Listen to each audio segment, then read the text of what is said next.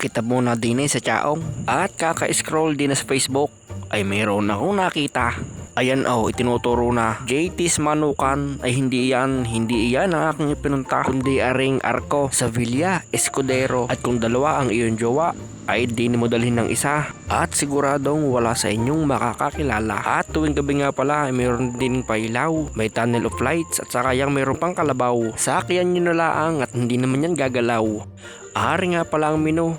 Ang pinakamahal ay 150 pesos. Tapos ay nakita ko rin ang aking paboritong mais con yelo. Tapos nadayan pa ang kanilang ibang menu. Pwede rin sila sa GCash. Pagkatapos ako'y umorder na ng isa. At pagka-order ay bibigyan kayo ng number. At aray ang aking kinuha, ang aking paboritong mais con yelo. Tapos nakakita ako ng sago, ay di pinadagdagan ko. Mayroong pang gulaman at saka ube. Nalagyan ko rin ng gulaman at saka ang hindi mawawala ay ang toppings na leche flan. Mayroon ding beans at saka pinipig. Nasa ibabaw ay budburan. Kagara din ng kutsara at gawa sa kahoy. Sige, halokain mo utoy. Bukas ay uubuhin ka na naman. Siya, paano?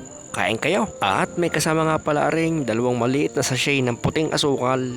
Hindi ko lang inilagay nung una at ang lasa ko ay matamis na.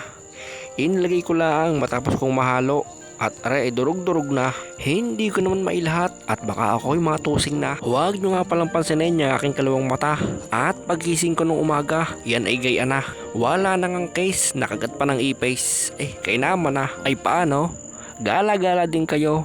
At hindi naman po pwede na tayo ay puro trabaho. Di nila ang are sa boundary ng Chaong at San Pablo.